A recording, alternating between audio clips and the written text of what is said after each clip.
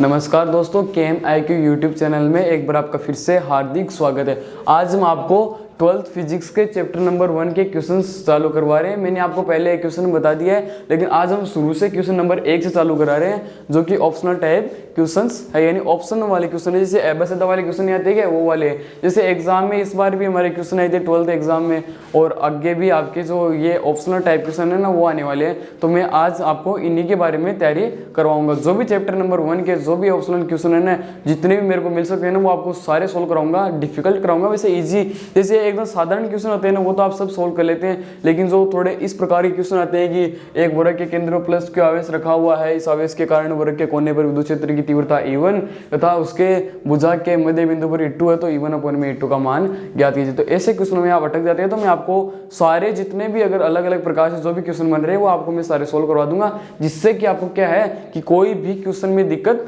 नहीं आएगी। ज्यादा जो कटने के चांसेस होते हैं ना नंबर, वो एक एक नंबर वाले जो अवसद्य वाले होते हैं, रिक्त स्थान वाले होते हैं ना, उन्हीं में होती है। बाकी अगर वो जो बड़े वाले होते हैं ना, डेरिवेशन वाले, वो तो सब कर देते हैं। तो चलते हैं क्वेश्चन पे। तो ये कि एक वृत्त के केंद्र पर प्लस क्यू आवेश रखा हुआ है, इनके एक वृत्त लेना है। तो मैंने एक वृत्त ले लिया जी, यहाँ पे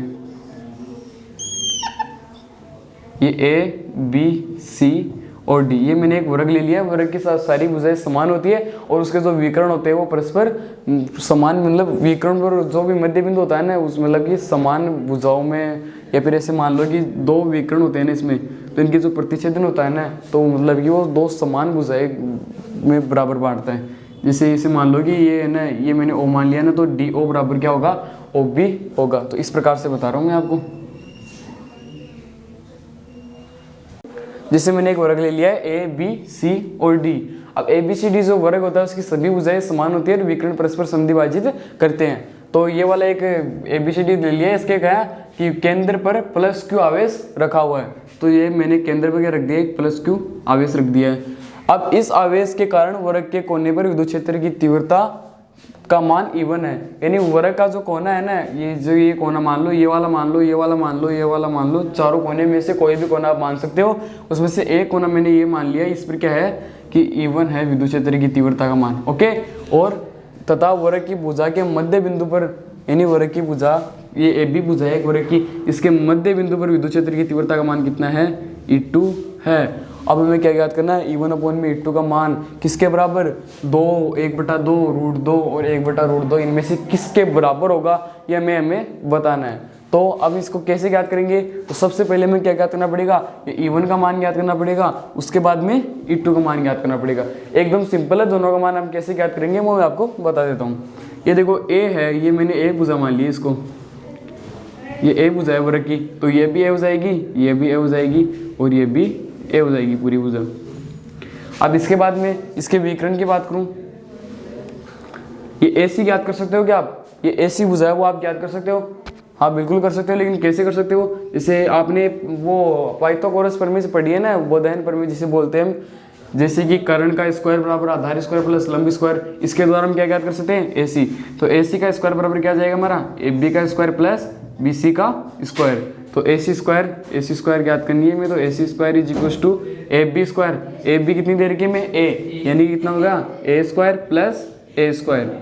अब A स्क्वायर और A स्क्वायर दोनों को जोड़ेंगे तो 2A स्क्वायर हो गया। तो AC square is equal to 2A square, और अब जो स्क्वायर है उसको उस तरफ भेजूंगा, पक्षांतरण करूंगा तो वो किस में बदल जाएगा, अंडर रूट में या फिर रूट में बदल जाएगा।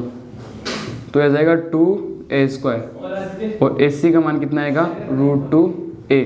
यानी जो AC भुजा वो हमने निकाली है, कितनी होगी, √2A वो भुजा होगी। अब आपको है ना विद्युत क्षेत्र के सूत्र अनुसार आप जानते हैं। अब आपको क्या है कि ये हम ज्ञात क्यों कर रहे हैं AC, इसका भी तो हमें पता चलना चाहिए ना कि क्यों ज्ञात कर रहे हैं AC। तो हमें क्या निकालना है, E1 यानी विद्युत क्षेत्र का मान निकालना है। तो विद्युत क्षेत्र की तीव्रता का सूत्र क्या होता है, E बराबर KQ/R²।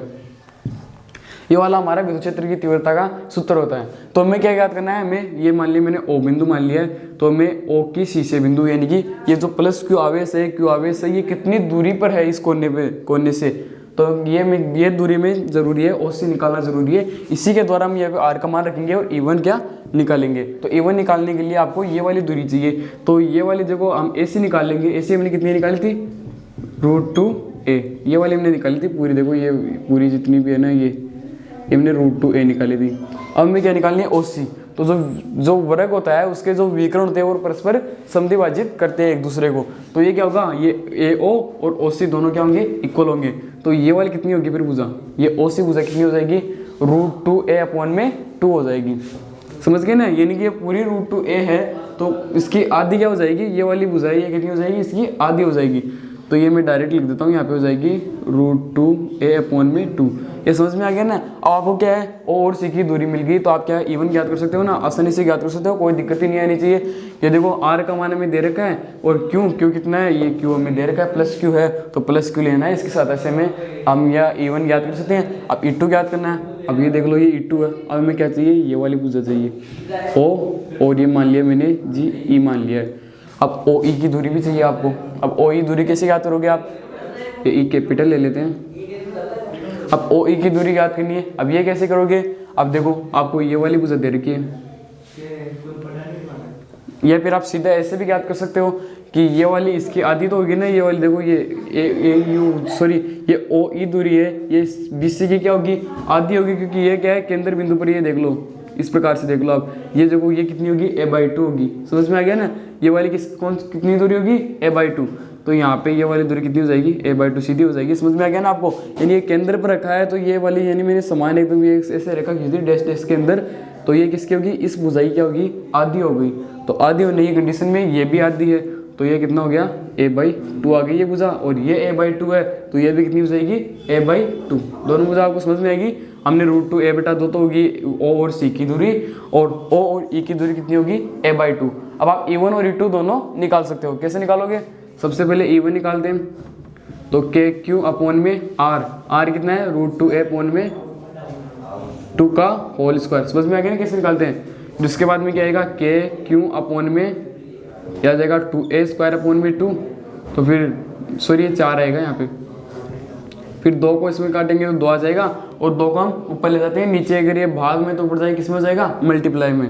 तो ये होगा E1 = KQ/, ये जाएगा तो ये जाएगा 2KQ/a²। ये आ गया हमारा E1 का मान। अब हम निकालते हैं E2 का मान। अब E2 का मान कैसे निकालोगे, अब E2 की दूरी कितनी है, a/2, इसके साथ ऐसे हम निकाल सकते हैं। तो ये देख लो जी, ये आ गया KQ/a/2 का होल स्क्वायर। तो E2 = KQ/a²/4। अब 4 को ऊपर ले जाएंगे तो ये जाएगा E2 = 4KQ/a²। अब देखो जी, हमने E1 का मान भी निकाल लिया है और E2 का मान भी निकाल लिया है, तो अब E1/E2 निकालना है, तो निकालते हैं। तो E1/E2 = हमारा क्या जाएगा, ये E1 का मान रखते हैं तो 2KQ/a² =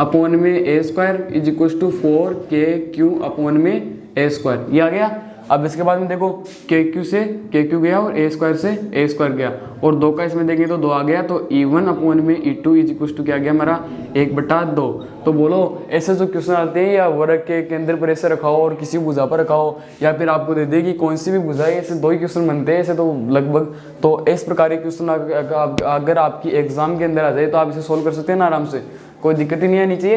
ये मैंने पहले क्या किया, बस इसको समद्विभाजित करके इन दोनों की दूरियां ज्ञात की है, क्योंकि हमें सूत्र ध्यान होना चाहिए। सबसे पहले तो विद्युत क्षेत्र का सूत्र क्या होता है, फिर सूत्र ध्यान करने के बाद अगर आपको समझ में आ जाएगी इसमें क्या क्या चाहिए, हमें Q आवेश चाहिए और R दूरी चाहिए। तो अब मैं Q आवेश तो मैं दे रखा है कि +Q है, और R चाहिए, तो R हम ज्ञात करेंगे कैसे। सबसे पहले हमने विकर्ण ज्ञात किया, उसके बाद में विकर्ण को आधा किया तो कितना आ गया, हमारी जो OC दूरी है वो आ गई। इसी प्रकार ये वाली दूरी आ गई, और फिर इसके बाद में मैंने इसको घटाया तो क्या आ गया, 1/2 आ गया। अब 1/, देखो ये 2 ऑप्शन में रहा, B ऑप्शन, तो ये क्या हो जाएगा, B ऑप्शन C हो जाएगा। अब जो क्वेश्चन नंबर 2 है मैं आपको अगली वीडियो में बताऊंगा। तब तक आप वीडियो कर दीजिए लाइक एंड चैनल को कर दीजिए सब्सक्राइब। तो मिलते हैं दोस्तों अगली वीडियो में।